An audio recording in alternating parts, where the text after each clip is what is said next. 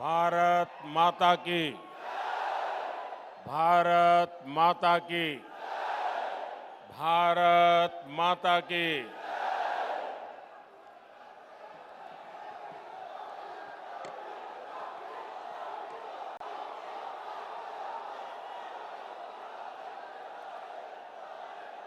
నా తెలంగాణ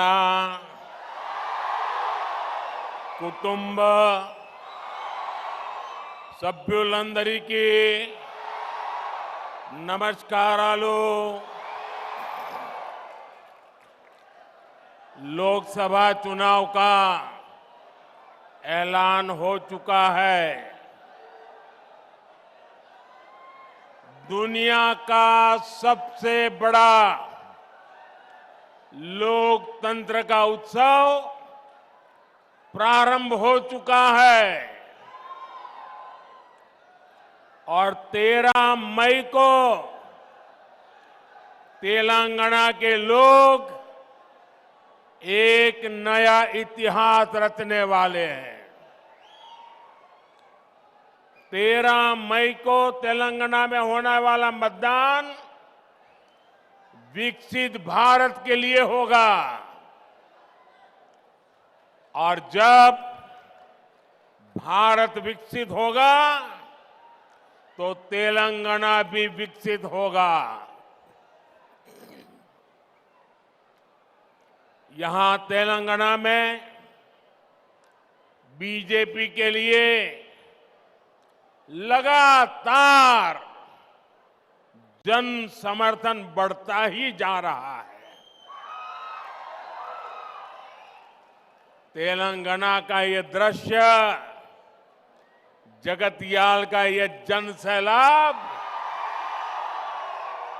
इसका प्रमाण है। मैं पिछले 3 दिनों में दूसरी बार तेलंगाना आया हूं। उसके पहले मैं तेलंगाना के लिए हजारों करोड़ रुपयों की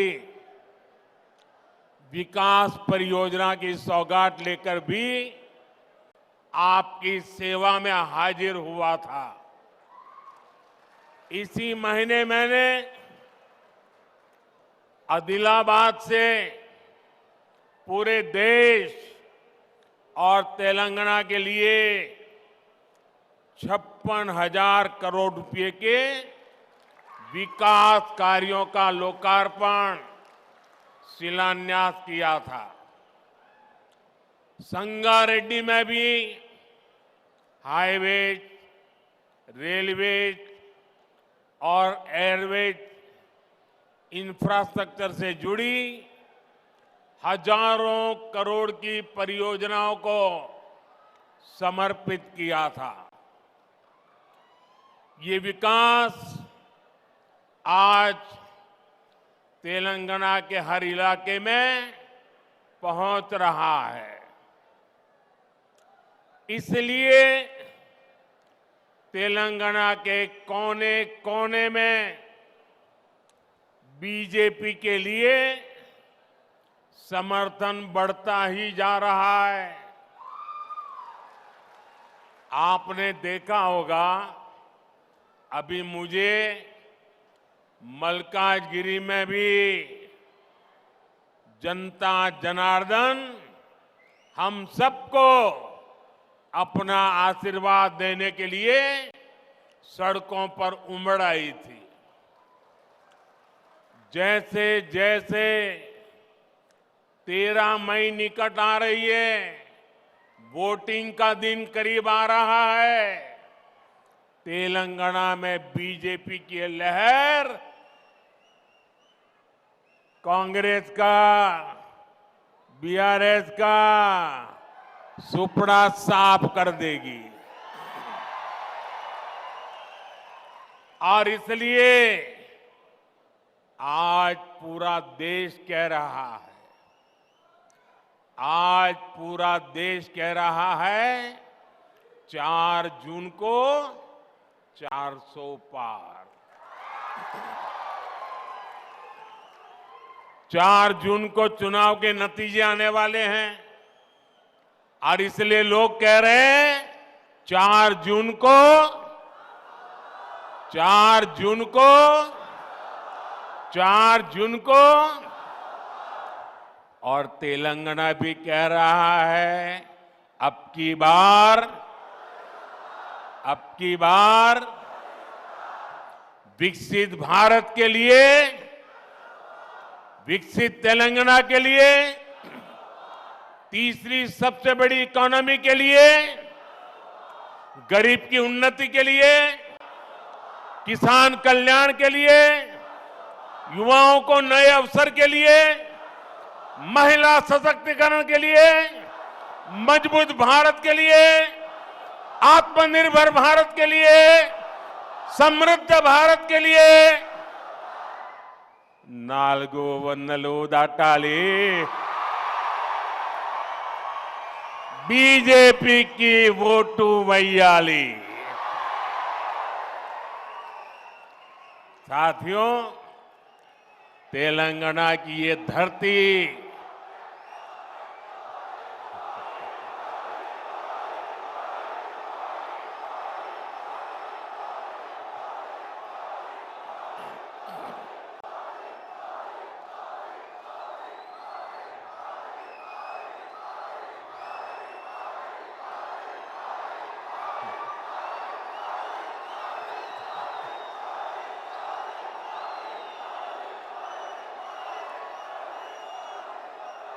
भारत माता की। देखिए, मेरा कितना सौभाग्य है, मेरे सामने शक्ति स्वरूपा एक बेटी शक्ति का रूप धारण करके मुझे आशीर्वाद देने आई है। उधर भी एक बेटी देखिए, शक्ति स्वरूपा बन के मुझे आशीर्वाद देने आई है। और इधर देखिए, इतनी माताएं बहनें शक्ति स्वरूपा आज मोदी को आशीर्वाद दे रही है।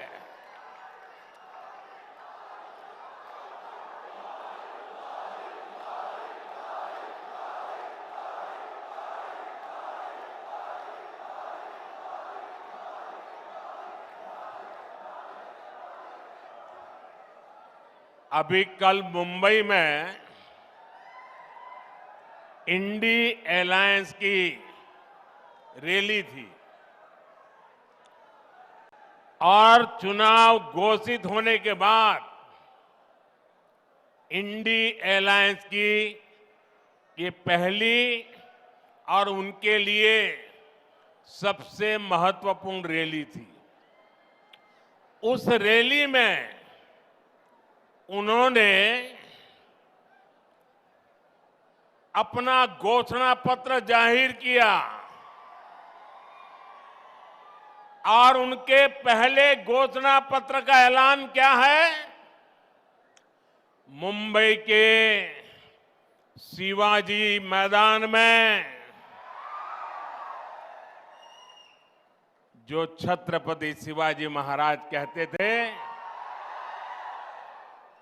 जब एक औरत को उठा करके लाए तो उन्होंने कहा, काश अगर तुम मेरी मां होती तो मैं भी तेरे जैसा सुंदर होता। ऐसा शिवाजी पार्क जहां से इंडी अलायंस ने अपनी घोषणा पत्र जाहिर किया और उन्होंने कहा है कि उनकी लड़ाई शक्ति के खिलाफ है। मेरे लिए हर मां शक्ति का रूप है, हर बेटी शक्ति का रूप है।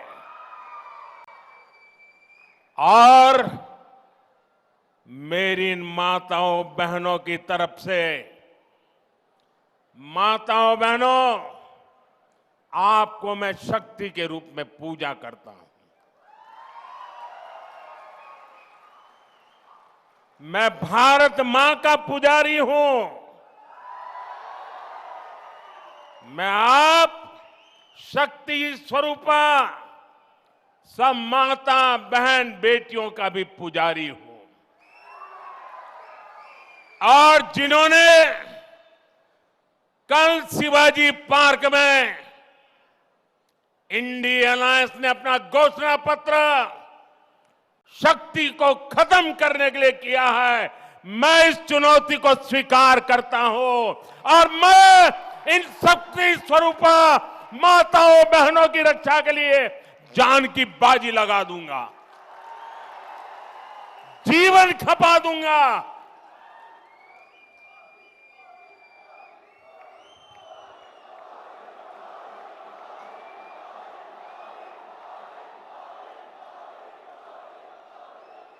क्या भारत की धरती पर कोई शक्ति के विनाश की बात कर सकता है क्या? क्या शक्ति का विनाश हमें मंजूर है? हम सब शक्ति की आराधना करते हैं कि नहीं करते हैं? पूरा हिंदुस्तान शक्ति की आराधना करता है कि नहीं करता है? अरे हमने तो चंद्रयान की सफलता को भी किसको समर्पित किया?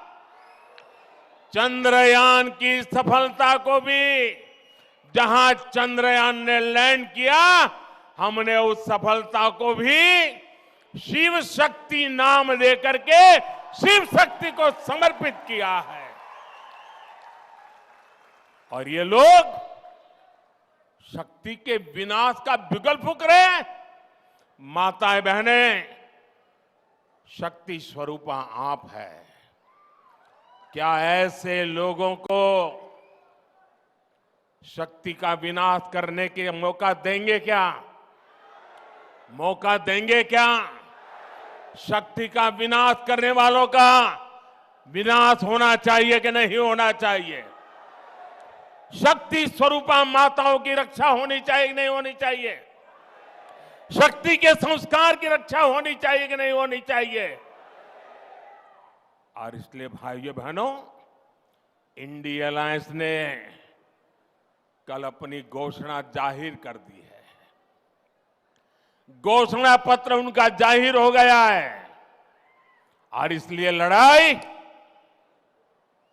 एक तरफ शक्ति के विनाश के लोग करने वाले लोग हैं, दूसरी तरफ शक्ति की पूजा करने वाले लोग हैं। मुकाबला 4 जून को हो जाएगा। कौन शक्ति का विनाश कर सकता है और कौन शक्ति के आशीर्वाद प्राप्त कर सकता है, इसका मुकाबला 4 जून को हो जाएगा।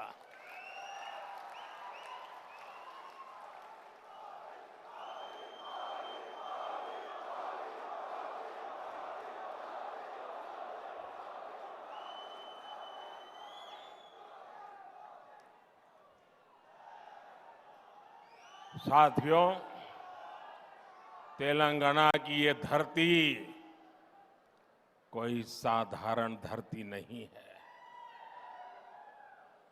ये वो धरती है जिसने अंग्रेजों से संघर्ष किया, जो रजाकारों के अत्याचारों से लड़ाई लड़े। इस धरती ने देश की अखंडता और सम्मान के लिए संघर्ष किया। बावजूद इसके आजादी के बाद तेलंगाना को कांग्रेस के सियासी षड्यंत्रों को सहना पड़ा। एक और वो कांग्रेस पार्टी है जिसने तेलंगाना के सपनों को कुचला है। दूसरी ओर वो बीआरएस है जिसने यहां के लोगों की भावनाओं का इस्तेमाल किया, सत्ता पाई और बाद में जनता से विश्वासघात कर दिया। तेलंगाना का निर्माण के पहले 10 वर्षों तक बीआरएस ने पहले 10 साल बीआरएस ने तेलंगाना को जम करके लूटा है। लूटा है कि नहीं लूटा है? और अब कांग्रेस ने तेलंगाना को अपना एटीएम स्टेट बना लिया है। तेलंगाना से लूटा गया ये पैसा दिल्ली तक जाता है, वहां परिवारवादी लोगों की तिजोरी में पहुंचता है। फिर इसी पैसे का इस्तेमाल देश में झूठ और बंटवारे की साजिशों की फंडिंग के लिए होता है। और तेलंगाना के लोग जानते हैं, एक घोटालेबाज दूसरे घोटालेबाज पर कभी कार्रवाई नहीं कर सकता। इसलिए जो कांग्रेस पार्टी चुनाव के समय बीआरएस पर घोटालों का आरोप लगाती थी, आज वही कांग्रेस बीआरएस की फाइलों पर हाथ धरकर बैठ गई है। साथियों, बीआरएस और कांग्रेस की मिली भगत कितनी जबरदस्त है, ये भी आज तेलंगाना के लोग देख रहे हैं। आज बीआरएस के घोटालों पर कांग्रेस की बोलती बंद हो गई है। कालेश्वरम स्कैम के अरबों रुपए कहां चले गए? कांग्रेस में कोई इसका जवाब नहीं मांग रहा है। और कांग्रेस जो सैकड़ों वादे करके सरकार में आई थी, वो क्यों पूरे नहीं हो रहे हैं? बीआरएस में कोई ये सवाल नहीं पूछता। दोनों एक दूसरे को बचा रहे हैं, दोनों एक दूसरे की जम करके मदद कर रहे हैं और सब कुछ पर्दे के पीछे कर रहे हैं। और जब दोनों पार्टियों के स्कैम की जांच होती है, तो दोनों मिलकर के क्या करते हैं? एक ही काम, मोदी को गाली, मोदी को गाली, मोदी को गाली, यही करते हैं ना। दिन रात मोदी मोदी सिवाय कुछ करते हैं क्या ये लोग? इनके मुंह से कभी भारत मां की जय सुना क्या? मोदी को 100 बार बोलते हैं, मां भारत को एक बार भी याद नहीं करते। लेकिन तेलंगाना के मेरे साथियों, बीआरएस और कांग्रेस वो एक दूसरे के लिए चाहे कितनी भी कवर फायर कर लें, इनकी एक एक लूट का हिसाब होता रहेगा। मोदी तेलंगाना के लोगों को गारंटी देता है कि तेलंगाना को लूटने वालों को छोड़ेगा नहीं। ये मोदी की गारंटी है। इदी मोदी गारंटी। साथियों, परिवारवादी पार्टियां, परिवारवाद में डूबे लोग केवल देश को लूटने के लिए राजनीति में आए हैं। ये लोग कभी देश का किसी राज्य का भला नहीं कर सकते। आप परिवारवादियों का पूरा इतिहास उठाकर देख लीजिए। देश में जितने भी बड़े घोटाले हुए हैं, उनके पीछे कोई न कोई परिवारवादी पार्टी ही मिलेगी। आप जरा सोचना, ये मीडिया के मित्रों को भी मैं होमवर्क देके जाता हूं कि आप सोचिए, देश में लाखों करोड़ का 2G स्पेक्ट्रम घोटाला हुआ, किसका नाम आया? दिल्ली दरबार का संरक्षण और डीएमके परिवार की करतूत। देश में नेशनल हेराल्ड घोटाला हुआ, किसका नाम आया? कांग्रेस का सबसे बड़ा परिवार जो कांग्रेस पार्टी को चलाता है, उनका नाम आया। देश में बोफोर्स स्कैम भी हुआ था, किसका नाम आया था? इसी परिवार का। बिहार में इतना बड़ा चारा घोटाला हुआ, कौन अपराधी साबित हुआ? बिहार में नौकरी के बदले जमीन घोटाला हुआ, किसका नाम आया? आरजेडी चलाने वाले उसी परिवार के लोगों का। इसी परिवारवादी भ्रष्टाचार का शिकार हमारा तेलंगाना भी हुआ है। परिवारवादी बीआरएस ने प्रदेश में कालेश्वरम घोटाला किया है। दिल्ली में हुए लीकर स्कैम में भी कट कमीशन खा लिया। इसलिए कांग्रेस हो या बीआरएस, इनसे जितना बचेंगे, उनको जितना दूर रखेंगे, वही इसकी दवाई है।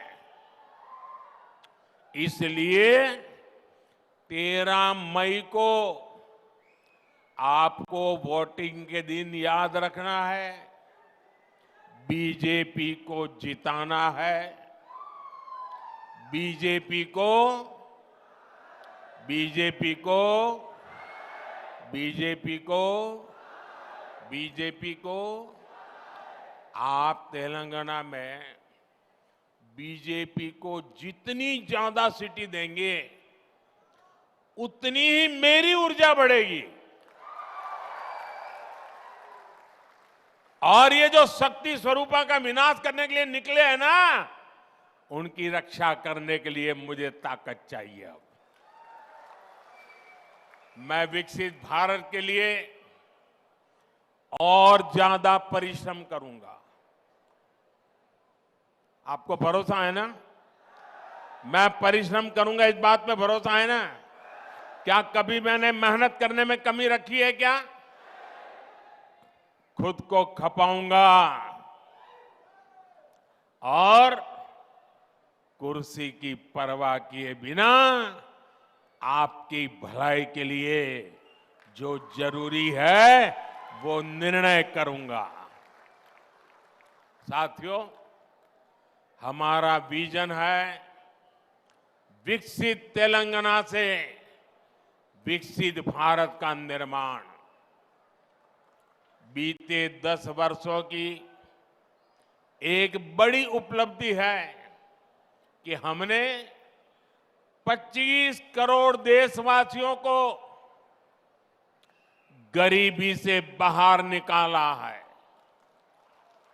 हमने इसके लिए योजनाएं बनाई, हमने ईमानदारी से हर योजना का लाभ लोगों तक पहुंचाया।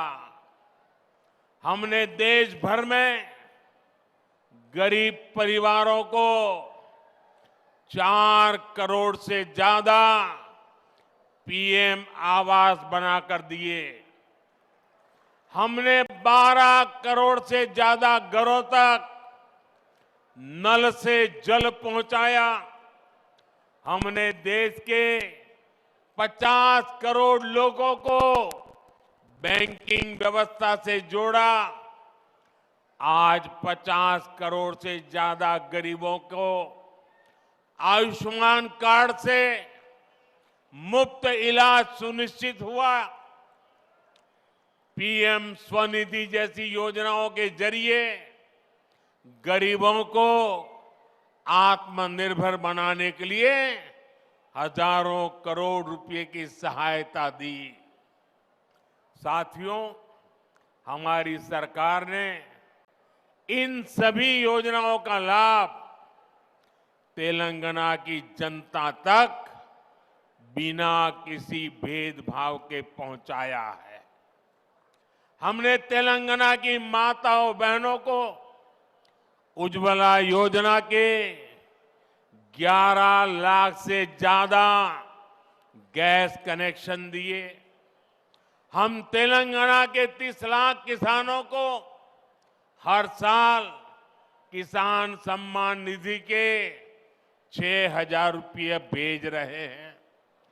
तेलंगाना में आयुष्मान भारत योजना से 80 लाख से ज्यादा लोगों को मुफ्त इलाज सुनिश्चित हुआ है।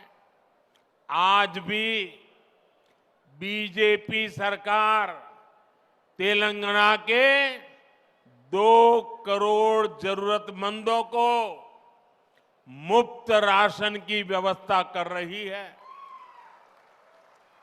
अगर यहां तेलंगाना में बीजेपी की सरकार होती तो हम तेलंगाना को और आगे ले जाने में हमें सुविधा रहती, क्योंकि हम जनता को साथ लेकर चलते। साथियों, पिछले दिनों विधानसभा के चुनाव में आपने बीआरएस के प्रति जो गुस्सा था, किसी भी हालत में आप बीआरएस को खत्म करना चाहते थे, आपने वो काम कर दिया। ये चुनाव दिल्ली में फिर एक बार मोदी सरकार को लाने का चुनाव है।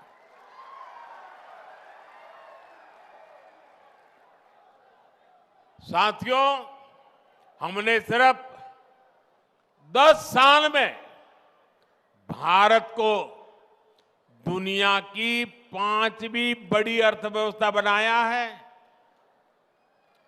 हमने ये भी सुनिश्चित किया है कि इस प्रगति में हमारा किसान, हमारा श्रमिक वर्ग पीछे न रहे।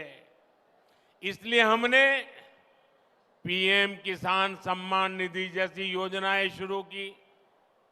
हमने किसान की आर्थिक ताकत को बढ़ाया और साथ ही उस पर फर्टिलाइजर के बढ़ते दामों का बोझ भी नहीं आने दिया। हमने किसान की आय बढ़ाने के लिए फसलों के एमएसपी बढ़ाई। आज इन प्रयासों का लाभ तेलंगाना के किसानों को मिल रहा है। 2014 में धान की जो एमएसपी 1300 रुपये थी, वो आज 2200 रुपये है।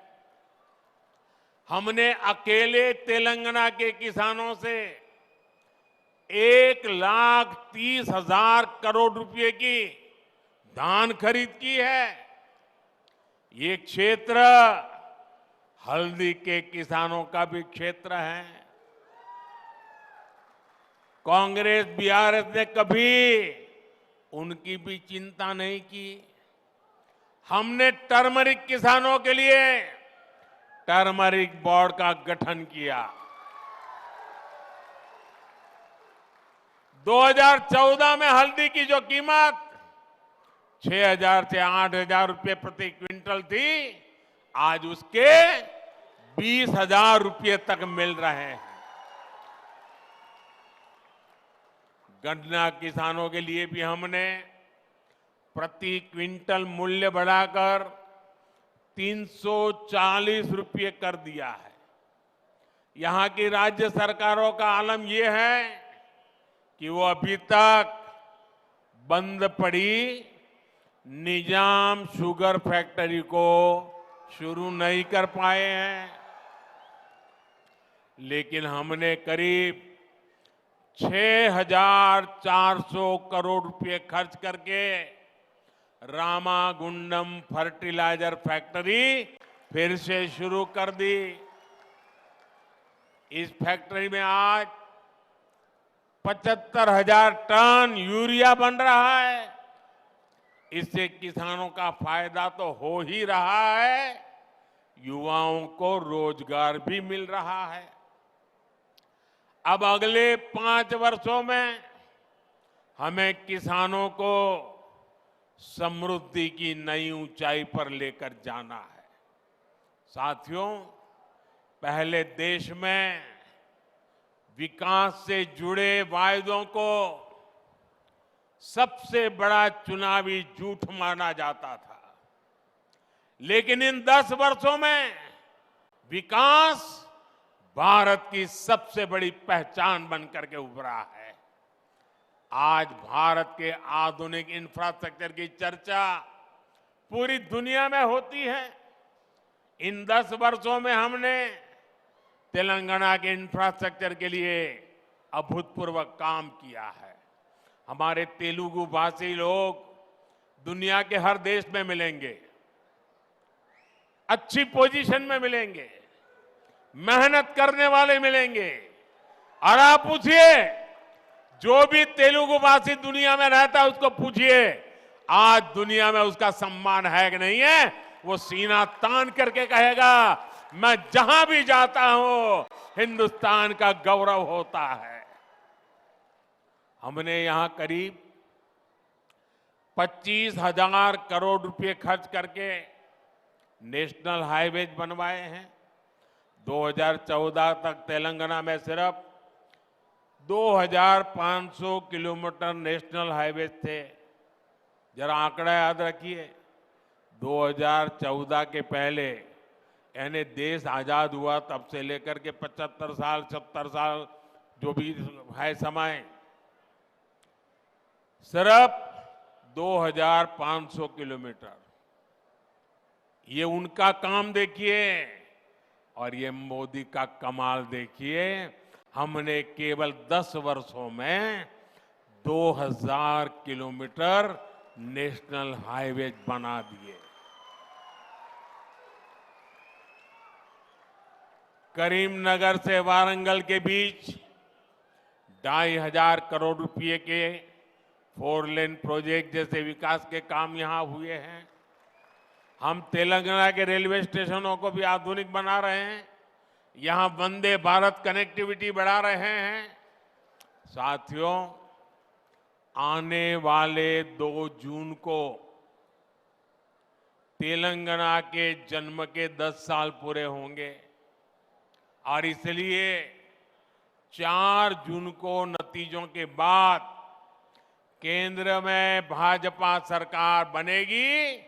वो देश के साथ ही तेलंगाना के अगले दशक का भी भाग्य बनाएगी। इसलिए अगले 5 वर्ष तेलंगाना के लिए बहुत अहम है। अगले 5 वर्षों में हम तेलंगाना के हाईवेज और एक्सप्रेसवेज इस नेटवर्क को और आधुनिक बनाना चाहते हैं। अगले 5 वर्ष में हम यहाँ के रेलवे इंफ्रास्ट्रक्चर को बेहतरीन बनाएंगे। अगले 5 वर्षों में हमें डिजिटल इंडिया का विस्तार गांव-गांव तक करना है। अगले 5 वर्षों में हमें ग्रामीण क्षेत्रों में हजारों नए गोदाम बनाने हैं ताकि किसानों को लाभ हो। अगले 5 वर्षों में हमें घरों पर ज्यादा से ज्यादा सोलर पैनल लगवाने हैं ताकि बिजली बिल 0 हो जाए। और इस सब में तेलंगाना और तेलंगाना के प्रतिभाशाली युवाओं की बहुत बड़ी भूमिका होगी। यह 18वीं लोकसभा का चुनाव है। 18 साल के ऊपर के हर युवा को विकसित भारत के लिए वोट करना है, विकसित तेलंगाना के लिए वोट करना है। और ये तब होगा जब आप इस चुनाव में कमल के निशान पर बीजेपी को अपना आशीर्वाद दें। इस चुनाव में निजामाबाद से भाई अरविंद धर्मपुरी गारू, करीमनगर से पंडित संजय कुमार गारू और पेद्दापलई से मेरे भाई गोमासा श्रीनिवास भारी मतों से इनको विजयी बनाना है। आशीर्वाद मिलेंगे आपको, हर पोलिंग बूथ में जिताएंगे, हर पोलिंग बूथ में जाएंगे। और मैं आपको एक और बात कहूंगा, अभी किशन रेड्डी जी ने इसके विषय में विस्तार से बताया। अब देखिए, मैंने एक हिम्मत की है। अब वो हिम्मत तो मेरी तब काम आएगी जब आप मेरी मदद करेंगे मदद। देखिए, मैंने मेहनत की है, हिम्मत भी की है, लेकिन आपकी मदद के बिना कुछ होना नहीं है। करेंगे मदद? देखिए, मैंने एक काम किया है, टेक्नोलॉजी की मदद से मैं अब तेलुगु में आपसे बात करना चाहता हूं। 100% तो नहीं हो सकता, लेकिन 80-90% तो हो जाएगा। लेकिन इसके लिए आपको एक काम करना पड़ेगा। करेंगे? आप अपने मोबाइल फोन पर सोशल मीडिया में जो एक्स होता है ना, एक्स साइट होती है, वहां जाकर के नमो इन तेलुगु हैंडल पर जाइए, तो वहां ये आपका सेवक आपसे तेलुगु में बात करेगा। अच्छा, मेरा एक और काम करेंगे आप? पहले वाला तो करेंगे ना? सब बताइए, करेंगे ना? जरा हाथ ऊपर करके बताइए, करेंगे ना? अच्छा, दूसरा एक काम करोगे? अभी मैंने ये हिम्मत की है, शुरुआत की है। अगर आप उसको सुन करके उसमें क्या क्या गलतियां रह गई है, उसमें क्या क्या कमी रह गई है, क्या मुझे बताएंगे क्या? आप मेरे टीचर काम करेंगे ना? मुझे सिखाएंगे ना तेलुगु? तो मुझे आपकी मदद चाहिए। मैं तेलुगु में आप लोगों से लगातार बात करना चाहता हूं, और इसलिए मैंने टेक्नोलॉजी का उपयोग किया है। मैं चाहता हूं आप ही नहीं, पूरा तेलंगाना अपने मोबाइल फोन पर मोदी को तेलुगु में सुने। और आप जब मोबाइल पर एक्स पर जाकर के नमो इन तेलुगु डाउनलोड करोगे, फिर आप किसी को भी कह सकते हैं, ये गड़बड़ मत कर, मोदी मेरी जेब में है। ऐसा कह सकते हैं ना? देखिए, ज्यादा से ज्यादा लोगों तक मुझे अपनी बात पहुंचानी है, उनकी भाषा में पहुंचाने का मैं प्रयास करूंगा। लेकिन उसके लिए तेलंगाना के हर मोबाइल फोन पर मोदी होना चाहिए, मोदी इन तेलुगु होना चाहिए। और मैं आपको गारंटी देने आया हूं, मैं विकसित तेलंगाना की गारंटी देता हूं दोस्तों।